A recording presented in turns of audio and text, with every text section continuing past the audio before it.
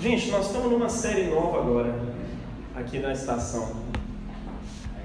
E é a série Ser Igreja na Cidade. Nós conversamos na semana passada a respeito de que nós somos um povo intrinsecamente missionário. Nós somos parte de um corpo de um missionário. É como se alguém tivesse reduzido você a uma célula e você continuasse vivo e tal. Só agora você vai cumprir uma função dentro do corpo do Davi. E agora você é parte do Davi. Na verdade, agora você é o próprio Davi. Enfiamos ali dentro e aí você tem consciência, você tem liberdade e você tem que cooperar na sua função. Aí tem que ver qual célula que você foi colocado. Se você célula da pele, dos olhos, do sangue. Você vai cumprir uma função de defesa, você vai só cumprir uma função de proteção, ou de atacar ali os negócios ruins de chegar. E você foi diminuído da sua prepotência, da sua arrogância e foi colocado dentro de um corpo, que é o corpo de Cristo. Todo mundo crê nisso? Amém? Essa é a teologia da nossa unidade com Cristo.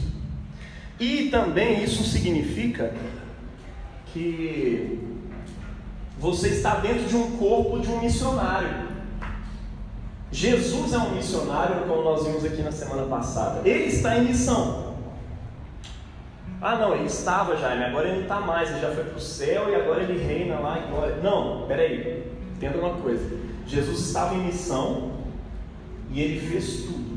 Ele completou e preencheu toda a nossa obra. Mas depois de ressuscitado, ele vira para a igreja e diz: ide, portanto. Foi-me dada toda a autoridade no céu e na terra. Agora é com vocês, né? Agora ide, façam discípulos. Ou seja, faça a mesma coisa que eu fiz com vocês.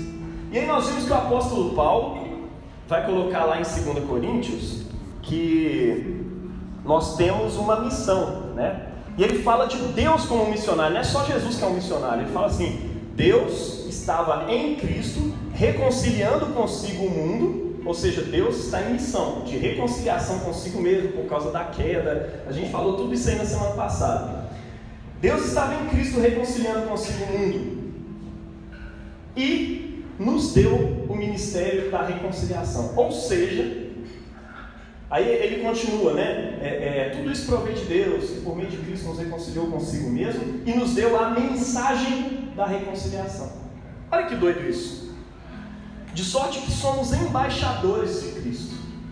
Deus está em missão de reconciliação.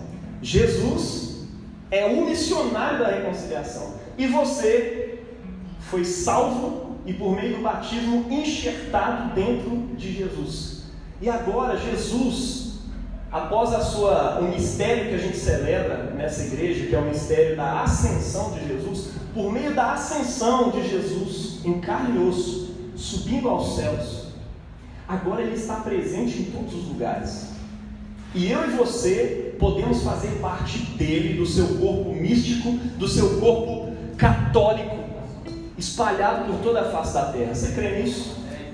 Isso é muito doido. E é claro, né? Para alguns isso é honra, para outros isso é muito pequeno. Eu gosto de ser a estrela. Mas não, aqui isso é só uma célula de um pedaço de um corpo que está cumprindo uma função no corpo inteiro.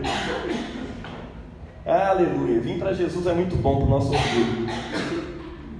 Ou melhor, é muito mal para o nosso orgulho, né?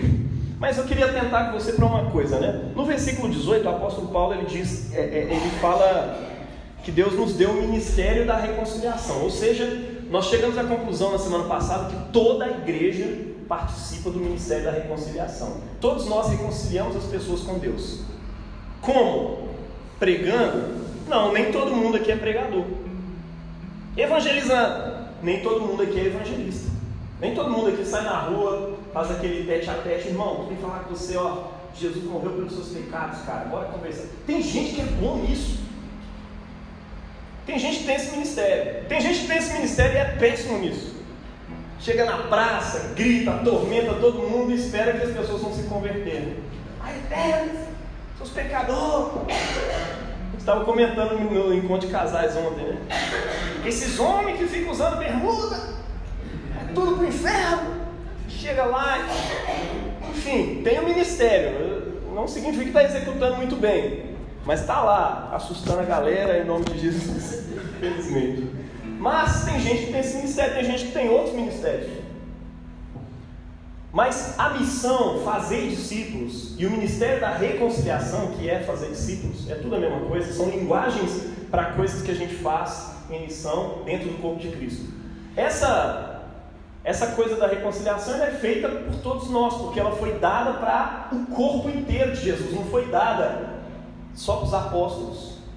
Então, todos nós, enquanto igreja, realizamos o ministério da reconciliação nas pequenas coisas que a gente faz, né? Como igreja, estação casa, a gente realiza o ministério da reconciliação. O Taxinha faz isso tocando bateria. Alguém pode chegar nele e falar: o que você está fazendo, irmão? Discípulos. Fernanda cantando aqui maravilhosamente. O que você está fazendo, Fernanda? Eu estou fazendo discípulos, junto com a igreja, junto com o Jaime que vai pregar, junto com a ceia que vai ser ministrada ali depois e tal. Nós estamos reconciliando o mundo com Jesus. E aí eu quero atentar você também para pensar que para fora é a mesma coisa. Lá, às vezes você não está cumprindo um serviço eclesiástico, mas você está servindo no reino, porque o reino de Deus não está restrito à igreja. O reinado de Cristo é sobre todas as coisas. Isso significa que o seu trabalho também é importante. Nós vamos falar sobre isso aqui depois. O seu trabalho, né, Bia, como pedagoga, como professora, o meu lá como coordenador pedagógico, do outro como limpeza, o outro que faz terapia com a galera, outros que faz pesquisa e tudo isso, você que está se preparando para o serviço, tudo isso são os dedos de Deus cuidando da terra. Então, tudo isso é importante. Naquilo que você faz, você está reconciliando o mundo com Deus. Você está pegando o mundo desviado, irreconciliado, e está reconciliando com Deus nas suas diversas dimensões. Alguns fazem isso na dimensão da estética, né? Outros fazem isso na dimensão de restaurar a integridade, a cidadania das pessoas, né? Cuidando, ligando pessoas aos serviços que a prefeitura oferece, por exemplo, que o Estado oferece. Outros fazem isso educando, outros fazem isso limpando uma casa, como uma casa deveria ser para a glória de Deus, está entendendo? É isso. Então fora daqui nós fazemos isso também. Então nós temos um ministério, o ministério da reconciliação. E o apóstolo Paulo, no versículo 19, ele meio que resume o ministério da reconciliação, dizendo que ele nos encarregou da mensagem da reconciliação. Entenda, no primeiro capítulo, no primeiro versículo ele fala: e nos deu o ministério da reconciliação.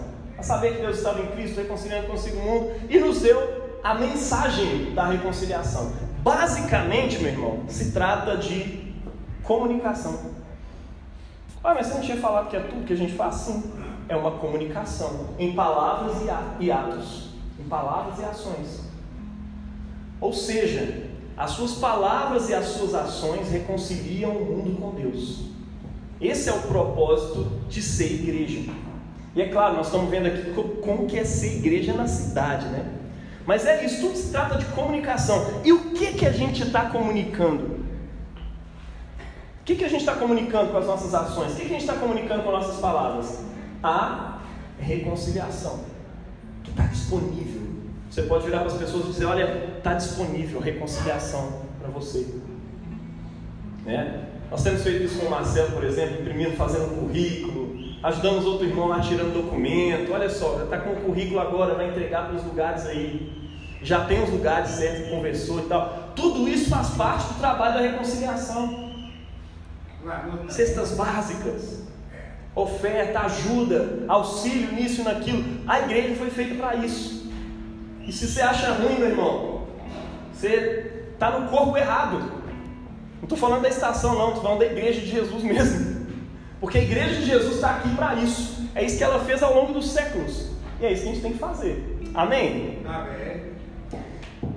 Tá. O que a gente comunica? Reconciliação. Como? Com palavras e com atos. Então eu queria chamar a atenção para você na primeira coisa: tudo se trata de comunicação. Então há uma informação poderosa, um recado de Deus, que é o Evangelho, e a nossa missão é comunicá-la em palavras e atos. Qualquer comunicador sabe que há uma mesma informação, dependendo do público,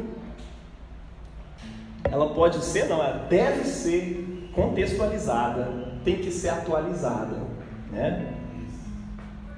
Linguisticamente, culturalmente, socialmente, historicamente. Cada povo, cada pessoa vive um tempo histórico. Nós estamos num tempo histórico diferente do século XIX.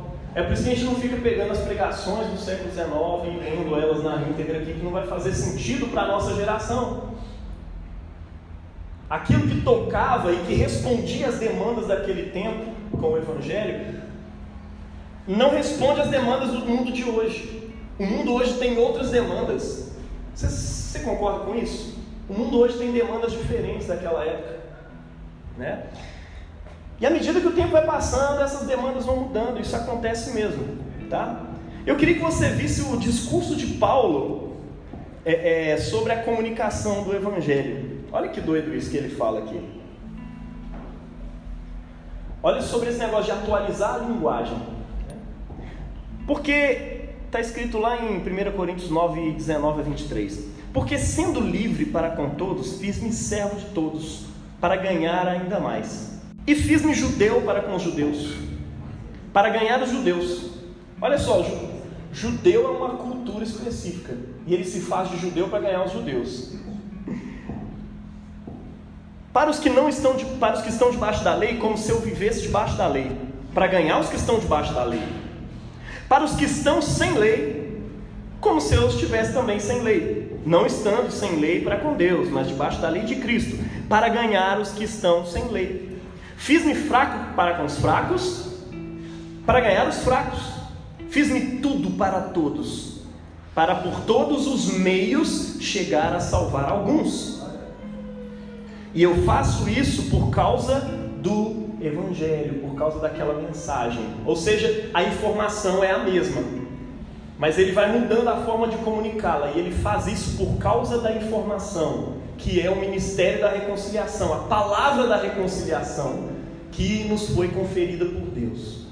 Ele faz isso por causa do Evangelho, para ser também participante dele.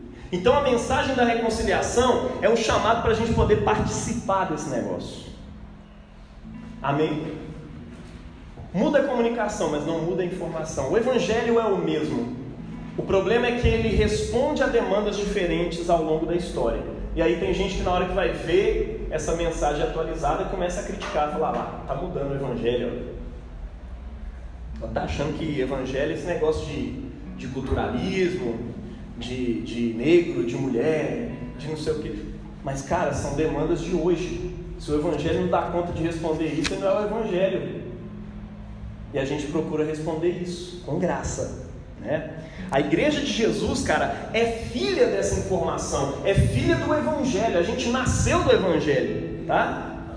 A fé cristã, então, como povo que nasce do Evangelho, ela é atemporal. Essa informação é atemporal. Ela simplesmente se atualiza ao longo dos séculos, ao redor das culturas no mesmo século, né?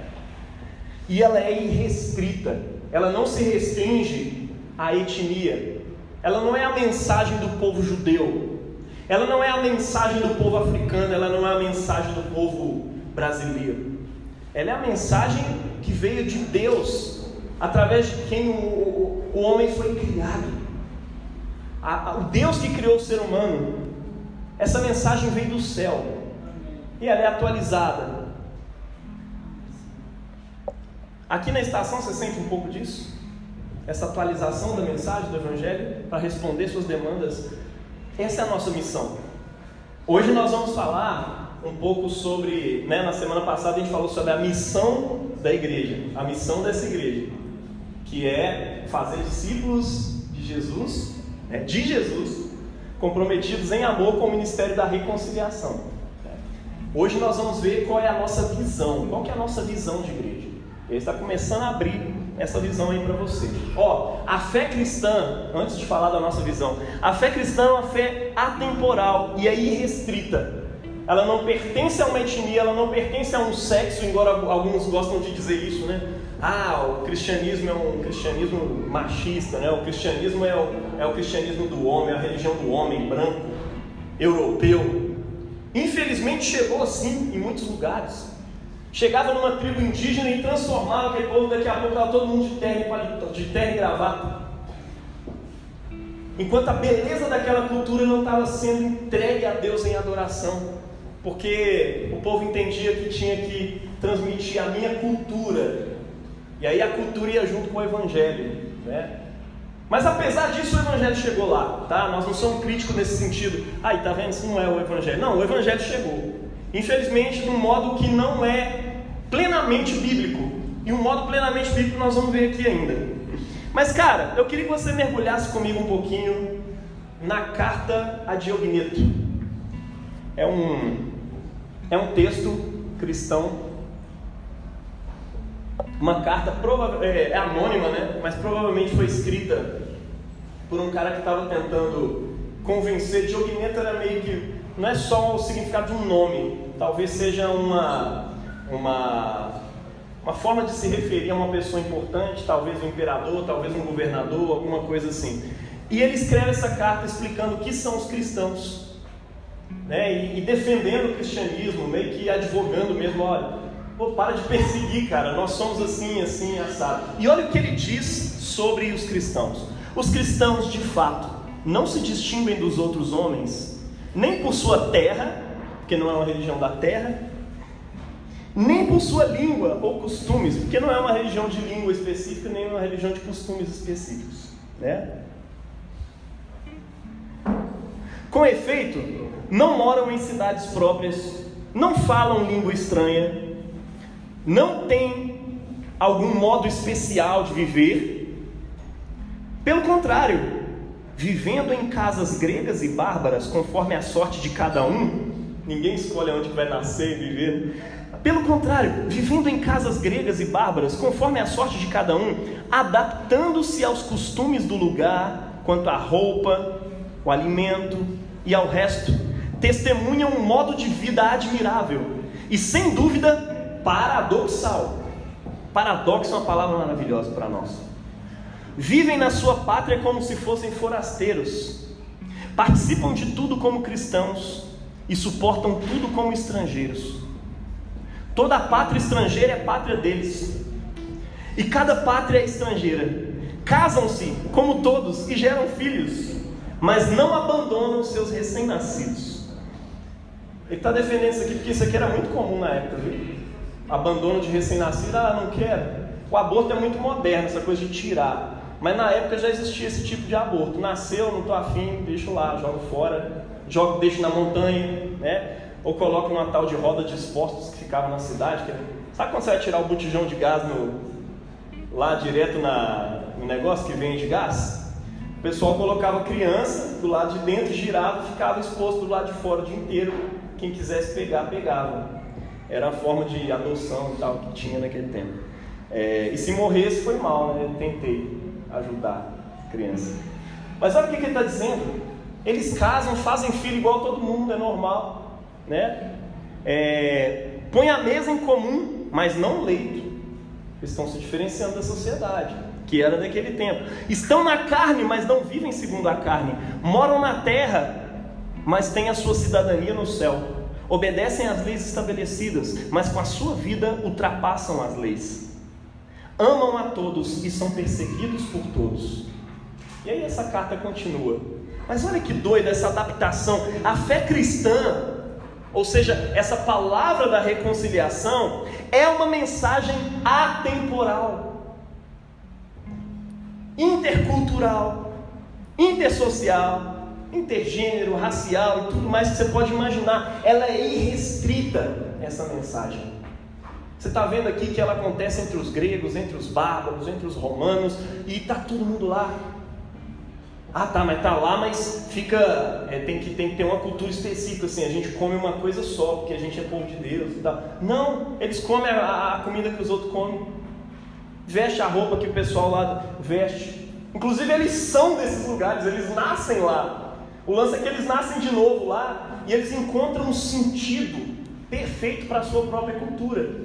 E eliminam aquilo que é errado, mas glorificam a Deus na sua romanidade, na sua greidade, na sua barbaridade. Barbaridade é pesado, né? Mas enfim, você entendeu o que eu quis dizer com isso. Mas eles glorificam a Deus na sua brasilidade, no seu jeito de ser Belo Horizontino. Amém? Eles glorificam a Deus, eles nasceram de novo lá, estão glorificando a Deus naquilo que eles são, no chamado que Deus nos deu, segundo a sorte de cada um. E a sorte é dada por Deus. Deus te fez nascer num lugar, meu irmão, e ser filho do seu pai e da sua mãe. Isso te legou uma cor de pele, te legou uma raça. E ter nascido no Brasil te legou uma história de mistura de vários povos. Nos legou música, nos legou uma culinária, nos legou tipos de roupas e uma forma de falar. Uai, é isso. Não negligencie essas coisas, porque isso não é por acaso, isso tudo faz parte da glória de Deus, né? A fé cristã é essa mensagem atemporal e irrestrita. Nós cristãos cremos que quando Deus se encarnou, Ele encarnou tudo que é humano, para que nele tudo que é humano pudesse ser redimido e ressuscitado. Jesus encarou você. Alguns ficaram questionando um tempo atrás, quando a gente pintou na outra igreja, na outro espaço, um Jesus negro carregando uma ovelha negra. Falaram, tem que pintar Jesus de preto? Você tem que pintar ele de preto, tem que pintar ele de olhinho puxado, tem que pintar ele indígena, tem que pintar ele de tudo quanto é tipo.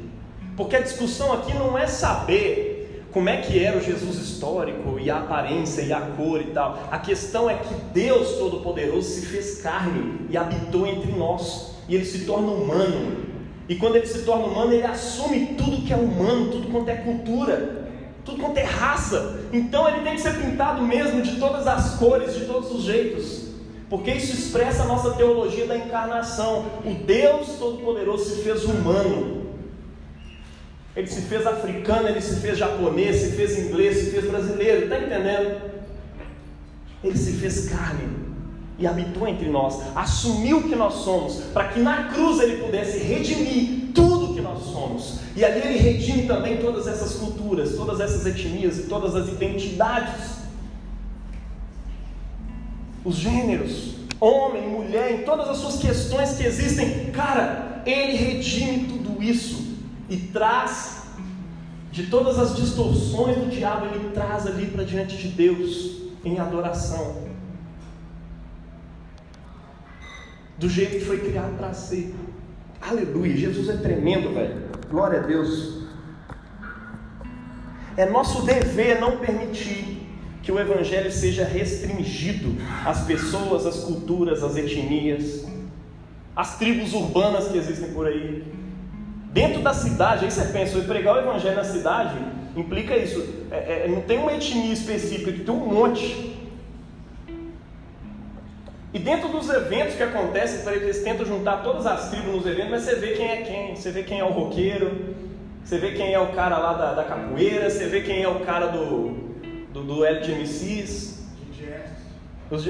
Tem essa galera aí também. Enfim, você saca quem é quem. E essas coisas transpassam a galera hoje e formam a identidade da galera. Tem a galera mais nerd, tem a galera que frequenta lá o... Como é que chama aquele negócio? Cosplay. Os negócios de cosplay, cara, vai vestido. E eles têm uma cultura, uma linguagem ali em comum, tem um monte de sotaques e regras de comunicação que existe ali. O Mateus me chamou a atenção recentemente para a galera LGBT que também compartilha vários códigos culturais entre si, está formando uma cultura específica. Você está entendendo? E Cristo está ali, cara, eu quero entrar em cada uma dessas. E o nosso trabalho como igreja é não permitir que o Evangelho seja restringido às pessoas, às culturas e essas tribos urbanas todas. Sempre tem uma forma, meu irmão, de o Evangelho alcançar as pessoas. Sempre tem um link com o Evangelho em todo mundo. Olha só, bem no início da fé cristã, tinha um povo lá de origem celta que estava sendo assediado por uns irmãos judeu absolutista cultural e que constrangia eles a adotar um modo de vida religioso e cultural judaico. Para quem não sabe, esses eram os Gálatas. Os Gálatas também têm origem celta, né? Quando o Império Romano chegou lá e tal, era o povo celta que vivia lá, né? E aí, o Evangelho chegou. E aí vinham os irmãos lá, os judeus, falaram: sei que vocês aceitaram Jesus, né? Glória a Deus por isso, mas vocês têm que viver assim a lei, né? Tem as obras da lei aí que define quem é o judeu de verdade. Eu sei que vocês são de outra nação, aí apesar da misericórdia de Deus, né? Aí vocês entraram e tal, mas vocês têm que praticar aqui as obras da lei, que define quem é o judeu correto, quem é o israelita verdadeiro, entendeu? Guardar no sábado, vocês têm que guardar não sei o quê, e tem umas restrições alimentares aqui que vocês têm que ter e tudo mais. E aí o apóstolo Paulo fica irritado. E olha o que ele escreve para essa galera: todos vocês são filhos de Deus, mediante a confiança no Messias Jesus. Todos vocês são filhos de Deus, vocês não precisam de nada mais além disso para ser filho de Deus. Pois que no Messias, os que no Messias foram batizados, plantados, enxertados, se revestiram do Messias. Vocês se revestiram de Cristo, isso é tudo que importa. Não há judeu, nem grego, escravo, nem livre, homem, mulher, pois no Messias todos são um povo só. Paulo ele tem em mente aqui que não existe outro modo de ser povo de Deus se não for por meio de Jesus. E os judeus até concordavam com isso, né? Contanto que você vestisse uma roupagem cultural judaica, né? Afinal, Jesus era judeu, né, irmão? Alguém falou isso comigo, quase me convenceram uns anos atrás.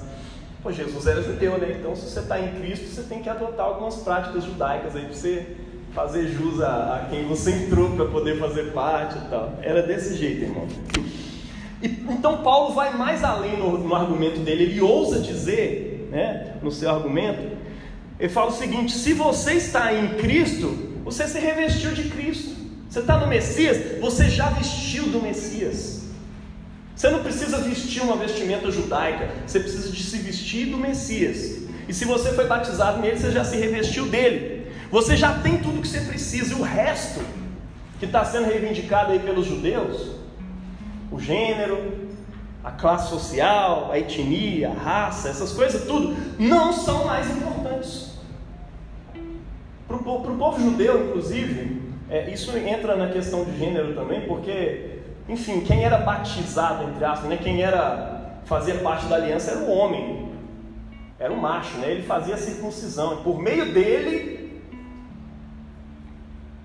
se ele quisesse, a mulher entrava também, ou a filha entrava também, mas o homem é que era o detentor da aliança. E Paulo está quebrando esse rolê aqui, falando: vocês foram batizados em Jesus, tem dessa de circuncidar mais não. Agora vocês foram batizados nele, a circuncisão aconteceu dentro do coração. Ele repete isso para os Colossenses também, né? E agora vocês estão enxertados nele, vocês têm tudo que importa. Agora não tem mais essa de judeu, de grego, né? Escravo, livre, não existe isso. Diferença entre homem e mulher para poder fazer parte do povo de Deus não existe mais, porque o batismo em Cristo, o enxertar-se em Cristo, mudou tudo isso, quebrou tudo isso. E é claro, tem dois caminhos problemáticos dessa interpretação desse texto e uma terceira via, que é a via do Evangelho. Desse argumento aí de Paulo, procede essas duas interpretações aí, que é minimamente complicado, porque ignora o restante das Escrituras e ignora o restante da igreja ao longo dos séculos, né? Eu vivo batendo nisso aqui. Tem gente que pega a Bíblia em pleno século XXI e fala: não vou ler mais nada, não quero saber de teólogo, de teologia, da igreja, o que os outros cristãos produzem, porque eu vou ler aqui direto e tal. E aí você se esquece que, né, são meios que Deus estabeleceu. Deus estabeleceu mestres na igreja, você sabia disso? Quando ele levou cativo o cativeiro, estabeleceu uns para apóstolos, para profetas, evangelistas, pastores, mestres. Para quem tem mestre, Jesus? É para ensinar. Mas o Senhor não vai ensinar não? Você está querendo demais, irmão. Eu estou no corpo, e você precisa confiar que eu estou no corpo, e confiar naquilo que a igreja, né, o corpo que é a igreja, está te ensinando. Você precisa confiar nas palavras aqui nos domingos, nas exposições das Escrituras. Você precisa confiar nos que vieram antes de nós. Você não produz teologia arrogante, sozinho lá na sua casa, no seu quarto. Você não produz nada sem ler antes aquilo que foi produzido, tanto pelos seus irmãos contemporâneos hoje, quanto do passado também. Tem que ler Santo Agostinho, tem que ler Tomás de Aquino, tem que ler esses caras todos. Você não precisa ler isso para ser salvo, você precisa de Jesus para ser salvo. Mas se você quiser produzir teologia, não enche o saco não, vai ter que ir lá neles. Amém? Amém? Cara, e tem dois caminhos aí que o pessoal propôs, né? Um é, estar em Cristo anula todas as identidades, né? Porque Paulo está dizendo que não é judeu, não é grego, mulher, homem. Então não existe mais essas diferenças em Cristo e acabaram-se. E aí elas não são importantes mais, né? Aí você afirma, portanto, que o cristianismo é uma cultura específica à parte, né? Afastada do mundo, alienada. E tudo que acontece com o mundo não tem nada a ver com a gente. Uma vez eu entrei numa igreja, não vou falar qual, questão de ética. Eu estava na pandemia, eu cheguei com máscara e tal, a pessoa pode tirar a máscara. Eu falei, mano, tá rolando uma pandemia aí. Eu falei, mas pandemia é coisa do mundo. Aqui é igreja, tá entendendo? É como se a gente não fosse afetado pelo mundo, entende? Então assim, a cultura, a linguagem, essas coisas todas não importam. Aí a igreja fica completamente alienada do universo cultural. Eu estou na cidade por acaso, mas não tem nada a ver com essa cidade. Eu sou o estrangeiro. A ênfase é sobre o estrangeirismo, né? Mas já tem uma outra interpretação que é tipo assim: estar em Cristo é a afirmação de todas as identidades irrestritamente. Não tem problema nenhum com as identidades, não tem problema nenhum com as culturas. Cristo já pegou todas elas e tal. E aí você afirma que o cristianismo não deve ser nem pregado, inclusive, porque já, né, incomoda e tal, não precisa. Todas já estão com Jesus, todas já receberam o evangelho, não precisava ter pregado para os indígenas e para nada, para ninguém, né? O cristianismo está lá, né? Nem deve ser pregado, você não pode exortar nenhuma prática cultural, né? Todas as culturas são boas e tal. Bom, a proposta do Evangelho do Novo Testamento é uma terceira via paradoxal, como diz a carta de Ogneto. Adorei essa carta, gente. Um dia experimenta ler na casa de vocês, está disponível na internet. Se você for um pouco mais gourmet, gasta uns R$50 comprando aí o livro da Patrística, lá da Paulus, que é muito massa, mas isso aí é patrimônio mundial já, isso aí. Mas é legal, eles têm uns comentários bons lá dos livros da Paulus. Olha só, o que o Evangelho está dizendo é o seguinte: em Cristo, todas as identidades encontram sentido e redenção. Elas são reconciliadas. Não é nem que elas são anuladas, nem que elas são assumidas irrestritamente. Não, elas são assumidas por Jesus. Mas existe uma redenção, a gente não pode esquecer disso, tá? Os gêneros, raças, classes, etnias, em todas as questões que os afetam, encontram resposta e sentido em Cristo.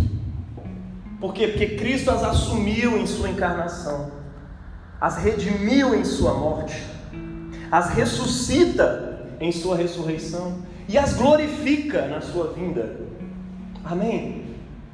Jesus assume e redime. Esse Gálatas 3, de 26 a 29, não pode ser lido isoladamente das profecias e do restante do Novo Testamento, né? Que fala de povos diversos chegando até Jesus, chegando até o reino de Deus. Fala de gêneros diversos. Se você ler as profecias, você vai ver isso demarcado lá. Homens, mulheres, né? Servos e servas. Até sobre os servos e servas derramarei do meu espírito naquele dia. Sempre que as profecias estão falando daquele dia, está se referindo ao dia de Cristo. Então assim, essas coisas todas estão entrando aqui junto também, tá?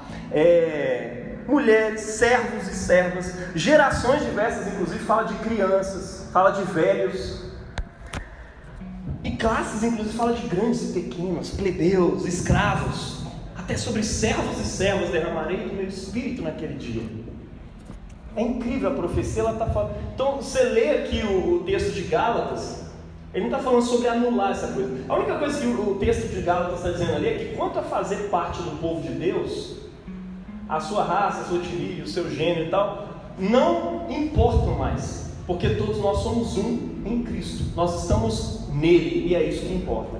Amém? Porque senão como é que se cumpriria, afinal de contas, Apocalipse 21, 24, que fala que as etnias da terra andarão sob a luz da cidade santa e os reis da terra lhe trarão as suas riquezas. Que riquezas são essas? Se Jesus não precisa de ouro e prata, as riquezas que são trazidas ali para ele são riquezas culturais. É a cultura dos povos sendo trazida em adoração, sendo elevadas em adoração diante de Jesus. Você está entendendo? Enfim, em Cristo não há nem alienação e nem afirmação irrestrita. Antes, a reconciliação. Não há uma afirmação irrestrita do mundo, simplesmente. A reconciliação com Jesus. Cristo, olha só o que Cristo fez, e aí você pensa, você nele, como é que é? Cristo e nós também nele, Ele habitou no mundo, pertenceu ao mundo, participou do mundo. Ele teve uma identidade, ele teve um gênero, Ele participou do mundo, ele teve uma cultura, uma comida específica, festas específicas que faziam parte da tradição, da cultura na qual ele entregou. E como participante desse mundo, ele operou a reconciliação do mundo, a redenção do mundo. Antes de salvar as pessoas, precisa participar da vida delas. É isso que Jesus faz no seu tempo terreno. Está entendendo? E é isso que nós precisamos fazer também como igreja. Tem gente que está completamente afastado das pessoas, da cultura das pessoas, e chega lá de cima para baixo: aí, morador de rua, deixa eu te dizer um negócio, é isso que você precisa, tal, não sei o que, Jesus morreu. Cara, não existe uma identificação, não existe um link com o Evangelho, e aí as coisas se perdem. Jesus, quando ele vai pregar para as pessoas, ele estabelece uma comunicação, ele fala, estabelece diálogo, ele se abre. E as pessoas se abrem com ele. Está entendendo? E é isso que ele faz na sua encarnação. Ele assume o que somos. E como participante desse mundo, ele o salva. E nós também, esse é o modelo. É assim que nós damos continuidade à missão que ele nos deu lá em Mateus 28, que a gente leu semana passada. É assim que a gente faz discípulos. Como? Participando desse mundo. Eu não faço discípulo como estrangeiro aqui em BH. Eu faço discípulo enquanto Belo Horizontino. Amém? Salgar. Jesus falou isso, Ele também nos diz: vós sois o sal da terra e a luz desse mundo. Salgamos, iluminamos o mundo. Ou seja, reconciliamos o mundo com Deus, discipulamos as pessoas, redimimos as pessoas em nome de Cristo, Nós redimimos, nós discipulamos, nós reconciliamos o mundo em nome de Cristo. Como? Com a cultura da paz, com a cultura da justiça, com a cultura do perdão, da reconciliação com Deus e com o próximo, com a cultura da misericórdia. Você está aqui, vive como Belo Horizontino, come como Belo Horizontino, você vive de um jeito Belo Horizontino. Eu estou incluindo aqui a região metropolitana, estou incluindo a grande BH.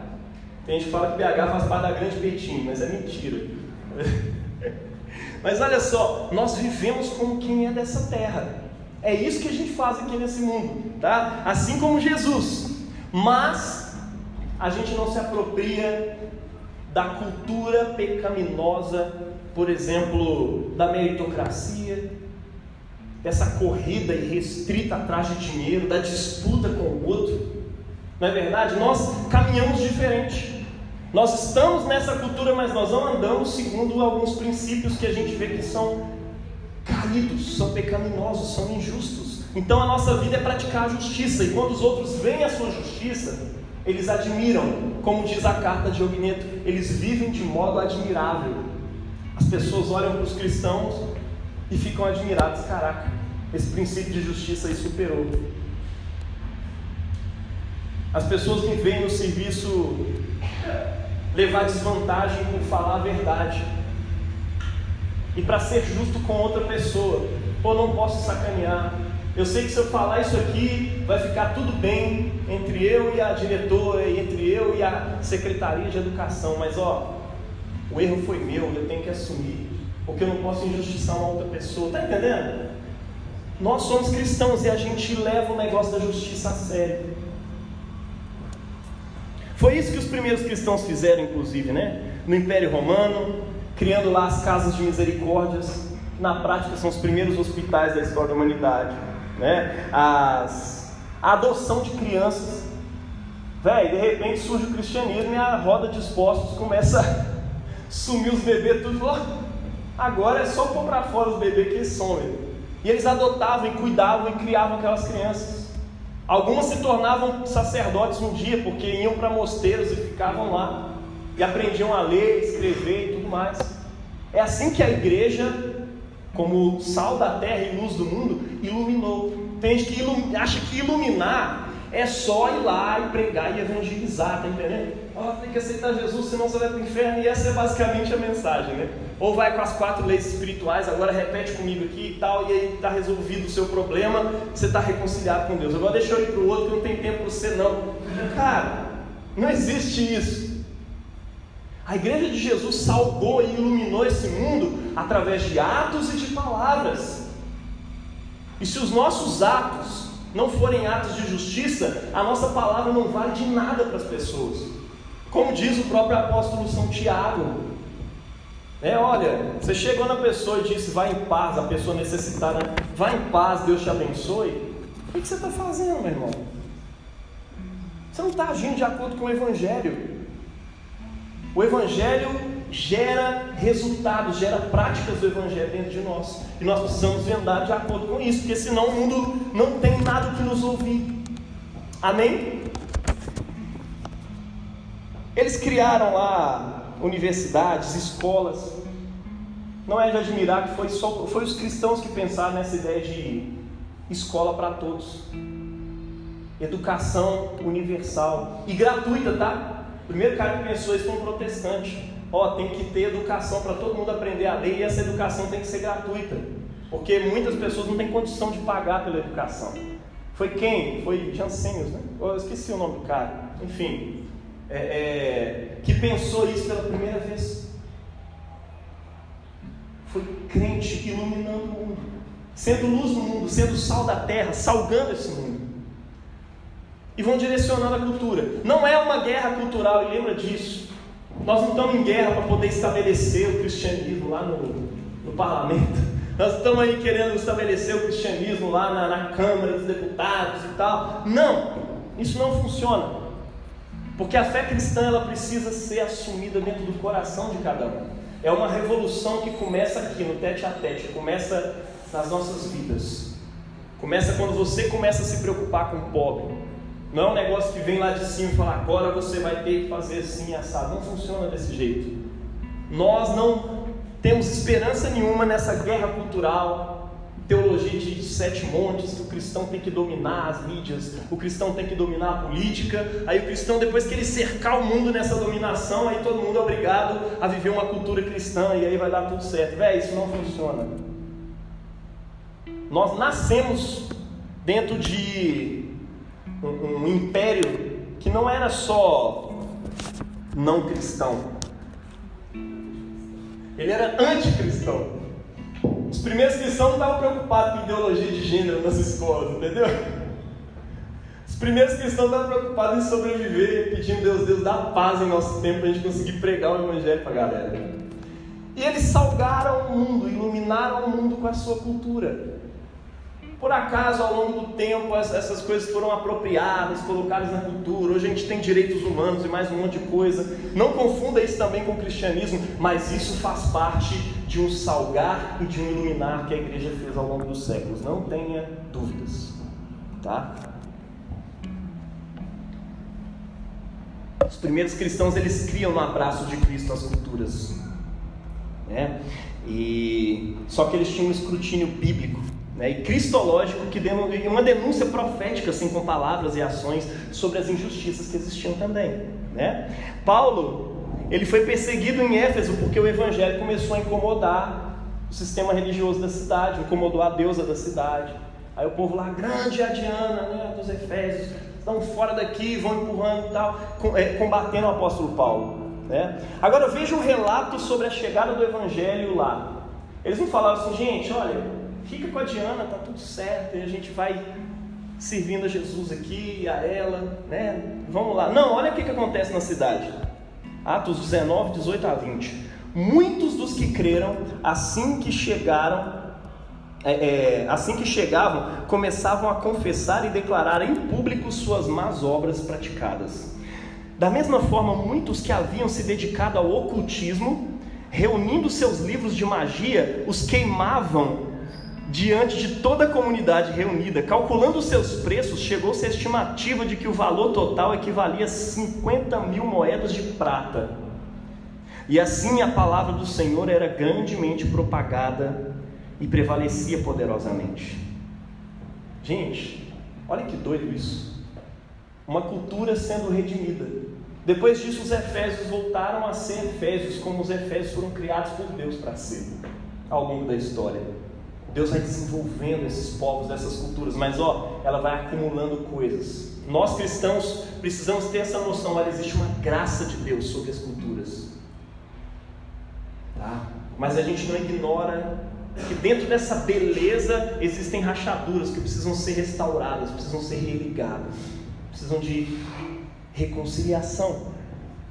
O Evangelho de Jesus, ele parte das perspectivas de que essas cidades, essas culturas que fazem parte do projeto criacional de Deus, e por isso elas expressam em si a glória de Deus. Amém? O Evangelho, ele chega nas cidades como uma forma de movimento de volta à beleza original de cada cultura que surge ao longo dos tempos. Pensa na beleza das culturas que fazem parte da formação do povo brasileiro, cara. São lindas. E se você se debruça sobre elas, você se apaixona mais. Se apaixone por aquilo que forma o nosso povo. Cultura africana, indígena, portuguesa, também tem vários valores, coisas compartilhadas e maravilhosos. A gente entende por meio de uma história que coloca uma guerra entre opressores e oprimidos, e aí de repente a gente não quer saber de mais nada que veio da Europa, né, e tal. Mas cara, existe uma riqueza cultural da qual a gente participa dali também. E como o reino de Deus é a reconciliação, Ele quer que esse povo todo envolvido no meio dessa história problemática, cheia de treta, nesse caldo todo, apesar disso o Evangelho chegou. Amém? E Cristo quer reconciliação entre todos. Sejamos nós a geração que faz essa reconciliação. O Evangelho, ele não vem para mudar essas culturas, ele vem para reconciliar as culturas com Deus. Atos 10, 34 a 35, o apóstolo Pedro chega à conclusão: agora eu entendo que Deus não trata as pessoas de maneira diferente por elas serem de outras raças ou nações. Pelo contrário, Ele aceita as pessoas que não são judias, que o adoram e praticam o bem, não importando de que nação elas sejam. Olha que doido isso. Um apóstolo que estava em si mesmado, achava que a cultura dele que era certa e que todo mundo tinha que se submeter àquilo para ser salvo, e ele diz: não, agora eu saquei que não é assim. Sabe aquele meme? Agora eu saquei, agora todas as peças se encaixaram. Gente, a sua identidade é importante. Tudo isso que eu estou falando aqui é para dizer para você o seguinte: a sua identidade é importante, tá? Mas também ela precisa de redenção. Lembra disso. A minha identidade é importante para Deus. O meu gênero é importante para Deus. O fato de eu ser mulher é importante para Deus. O fato de eu ser homem é importante para Deus. Mas precisa de redenção. E eu preciso deixar o Evangelho penetrar em cada área para poder transmitir essa redenção para mim. A sua raça, a sua etnia, seu gênero, sua classe social, sua música, sua comida, suas vivências, tudo que tornou o que você é hoje faz parte de uma riqueza incrível e diversa, projetada para Deus e para a sua glória. A palavra de Deus nos ensina que nele tudo subsiste. Lá em Colossenses está dizendo isso: nele tudo subsiste. A palavra ali, sinistem, é como se houvesse uma peça desse sentido a todas as outras, né? Eu sei que o Evangelho de hoje, né, tudo se encaixa nele. Tudo encontra o seu propósito, o seu sentido nele. Marcelo tem encontrado o sentido e o propósito da vida em Jesus. Está entendendo? nele. Eu sei que muita gente prega por aí como se Jesus fosse a peça que faltava para encaixar no seu coração, né? Mas não, o lance é que você é uma peça que está faltando encaixar em Jesus, sabe? Ele é a peça na qual você precisa se encaixar para, enfim, encontrar o seu significado, o seu propósito da sua vida. Nosso contexto não é um mero acaso. Significa também, tudo isso que eu falei aqui, que a cidade em que nós habitamos não é um por acaso na missão. Assim como o tempo histórico ao qual nós falamos não é um por acaso nessa missão que a gente falou na semana passada da reconciliação. Não é um mero acaso. Nós somos um povo pós-moderno, está entendendo? Assume isso. Né? Você fala, eu odeio esse povo pós-moderno. Fica com o celular o dia inteiro, aquela coisa toda. É os Android, né? Nós temos que acabar com essa cultura. Não, olha, o povo hoje é assim. Se você não for pregar o evangelho usando o celular da galera, meu irmão, você não prega, porque essas pessoas já têm isso como cultura, já virou parte do corpo tal do celular. Estou falando só como exemplo, porque aconteceu aqui agora. Mas tem muito mais coisa que faz parte. O Taxinha foi assumido para dentro de Cristo, com seus dreads, com a sua capoeira, e Jesus foi redimindo essas coisas. Está entendendo? Cada um de nós é assumido ali para dentro, e Cristo redime todos nós. Então assume, nós somos desse povo mesmo, somos pós-moderno, hipermoderno, sei lá. Mas a pós-modernidade não define nossas ações. A gente é crítico quanto a isso, tá? Então, cara, olha só, para finalizar, qual é a visão da nossa igreja? Nós já falamos qual é a missão. É a reconciliação das pessoas com Jesus. Fazer discípulos comprometidos em amor com o ministério da reconciliação. Mas qual que é a visão? A gente colocou assim: ser uma igreja cristã, Belo Horizontina, ortodoxa e pós-moderna. Que sonho! Que doideira! Eclesiástica, social, política e culturalmente impactante no testemunho do Evangelho junto à Grande Belo Horizonte. Eu pus junto a, não é porque a gente não está aqui, eu prego para essa cidade, não, a cidade também prega para mim e me ensina, vocês vão ver isso semana que vem. Olha, parece um alvo muito grande a ser alcançado. Eu podia ter colocado assim, alcançar 10% de BH para Jesus. Alguns falam, não, eu quero alcançar 100% de Belo Horizonte para Jesus. Pô, eu estou ignorando os 10% da Lagoinha, a igreja do meu tio ali da Assembleia de Deus e tal. Mas olha, o que eu quero, cara? Não é uma meta, uma quantidade de pessoas. A nossa visão, depois que a gente entende o ministério da reconciliação, é só ser igreja. Mas aqui, nós somos uma igreja urbana. Então a gente quer ser igreja como? A gente quer ser uma igreja, primeiro, cristã, né? Pessoas em Cristo, de Cristo e por meio de Cristo, embaixadores e reconciliadores do mundo. Amém? Amém. Segundo lugar, Belo Horizontinos, né? Porque essa é a nossa cidade. Somos paradoxalmente Belo Horizontino e concidadãos dos céus. Aleluia! Toda pátria estrangeira é pátria para nós. Então nós estamos aqui em BH, como parte de BH e como estrangeiros em BH. Isso é paradoxal, não tente entender, só vive. Tendo a sua cultura, nós estamos em Cristo. Tá, mas além disso, ortodoxos. Ou seja, nós não somos fundamentalistas, mas também não somos o tipo de cristão que relativiza a palavra de Deus para justificar aquilo que esbarra no Evangelho. A gente faz um escrutínio bíblico e cristológico da cultura. A gente não está aqui assumindo qualquer coisa, não. Nós temos uma palavra na qual nós confiamos e na qual nós acreditamos que é salvação para todos os povos. Amém? Então a gente não relativiza ela por nada. A gente não negocia os valores da palavra de Deus. A gente não negocia o fato de que ela é a palavra viva de Deus inspirada. Amém? Então é uma igreja cristã, Belo Horizontina, ortodoxa, né? E pós-moderna. Por quê? Porque nós não somos de outro tempo. Nós não executamos uma pregação de outro tempo, uma liturgia de outro tempo. A nossa linguagem se atualiza para que nós possamos comunicar a mensagem da reconciliação em nosso tempo, como o apóstolo Paulo faz, de fraco para com os fracos, bárbaro com os bárbaros, judeu para com os judeus, Belo Horizontino para os belo-horizontinos, pós-moderno para os pós-modernos. mas também nós queremos ser eclesiasticamente impactantes no testemunho do Evangelho nessa cidade. O que é isso? Que prepotência é essa aí, Jaime? Não, eu estou falando isso no sentido de que não importa o nosso tamanho, nós somos uma igreja pequena e a gente sabe disso.